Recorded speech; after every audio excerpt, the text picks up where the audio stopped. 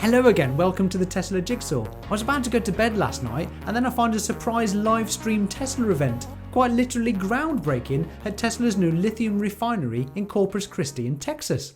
And it all began casually, with Elon Musk driving his modified Cybertruck covered in spades into the event. Nothing like arriving in style, hey? Let's look at some highlights and I'll explain a few things along the way. We're incredibly excited to announce one of the biggest lithium refineries in the world, location that will be able to produce lithium for about 1 million vehicles and produce more battery-grade lithium than the rest of North American refining capacity combined. It's great to see what companies like Tesla is doing.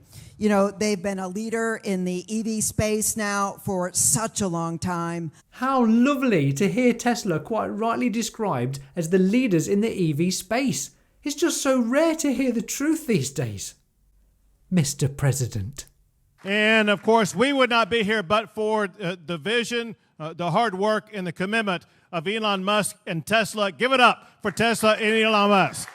Elon brought his Gigafactory here, and he liked it so much he brought Tesla here, and then the Boring Company here, SpaceX is here, Neuralink is partly here. That means that the future of Neuralink will be right here in the Lone Star State, and so much more. Listen, there is no greater entrepreneur in the entire world than Elon Musk. We're proud he calls Texas home.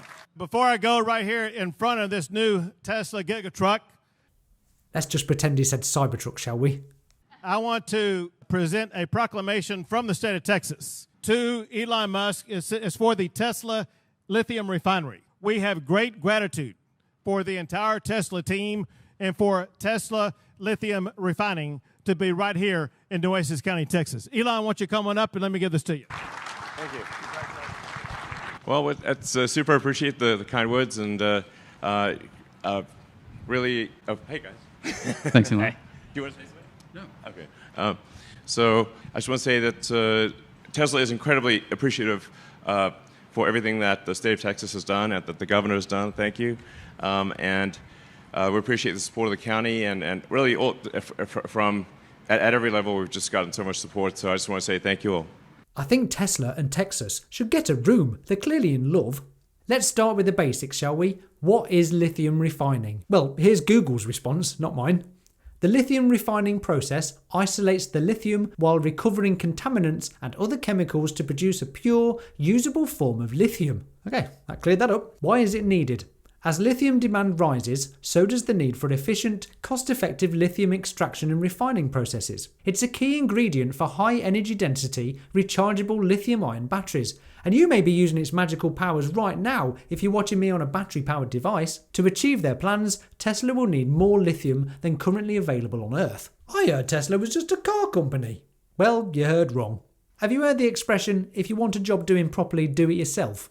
Well, that appears to be Tesla's philosophy with pretty much everything they need. Tesla has already reinvented what it is to be a car. They've also reinvented batteries with the 4680 cells, whose form factor is now being adopted by the rest of the battery industry because they're so good. What's next on Tesla's to-do list of disruptive industries? Lithium refining. Tesla has embodied the phrase, the best part is no part, in all of its practices. They've looked at the current method of lithium refining and are refining it, just as they've already done with their cars, vehicle components, batteries, its factories, and now lithium refining, of which the end result will be a far quicker, cheaper process using less energy and waste to produce the necessary amount of battery-grade lithium that Tesla needs. Anyone who still thinks Tesla is just a car company is either a fool or a fibber. We're aiming to finish construction next year and then reach hopefully full production about a year later. This is extremely fast by normal standards, but that's how we do things. So the capability we're aiming for is approximately 1 million vehicles worth of battery-grade lithium. The potential is there to expand beyond that number as needed. We intend to continue to use suppliers of lithium, so it's not that Tesla will do all of it. It's important to address what we think is, as we look ahead a few years, a fundamental choke point in the advancement of electric vehicles is the availability of battery-grade lithium. Lithium ore itself, for mining, is actually quite common. So lithium is actually a very common element on Earth. It's present basically in every country. It's not that there's a shortage of lithium ore to mine, but there is a shortage of really heavy industry refinement of lithium to battery grade. We've got a number of innovations that we think will be quite effective in the refining of lithium that haven't been done before. My name is Turner Caldwell. I lead our battery raw material and recycling efforts at Tesla. Speaking to some of the innovation that we're going to be pursuing on site, the conventional process, and I won't get too into the weeds, but it's heavy. It's a heavy sulfuric acid consumer. It's a heavy sodium hydroxide consumer.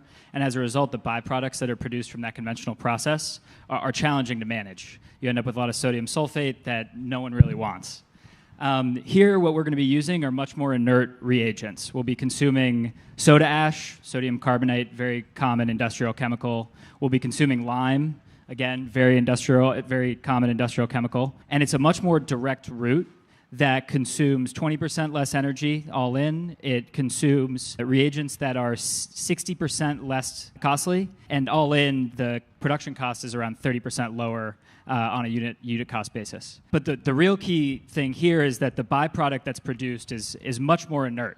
It's basically a mix of sand and limestone. And the team here has been working really hard on finding beneficial use opportunities for that sand and limestone to try to feed that into construction materials so that we end up as a net environmentally very neutral site. One of the great things about both working on this lithium refinery here and the cathode facility that we have in Austin is that we see the end-to-end impacts of any decisions we make on the technical side on how we design the battery cathode or specify the purity of the lithium so that we avoid unnecessary complication along that path. We're looking at 30% fewer process steps in this refinery than a typical refinery while still achieving what we need to hit our cathode quality and performance targets. The most efficient form of lithium to use is lithium hydroxide instead of lithium. We're getting a little technical here, but lithium hydroxide instead of lithium carbonate. But what a lot of current industry refining things will do is they'll convert it to lithium hydroxide, then convert it to lithium carbonate, then convert it back to lithium hydroxide. That's what we mean by dig the ditch, fill the ditch, dig it again. Yeah. So we wanted to stop that and just go straight to high purity lithium hydroxide. So truly an awesome site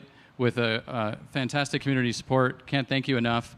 And really excited to get this project in motion. A virtuous circle of battery materials in North America for North American factories. What should we do next? Oh yes. Cool, yeah. Shovelers want I think we should break some ground. Break some ground. Great. Let's break ground. All right. All right.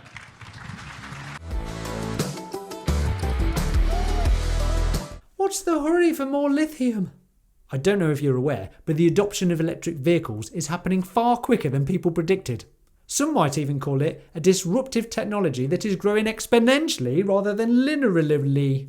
If that's even a word. Linear is slow and steady growth like that. Exponential is like an S-curve. You go whoop! And you can't make electric cars with a hope and a prayer, as other car companies seem to be doing.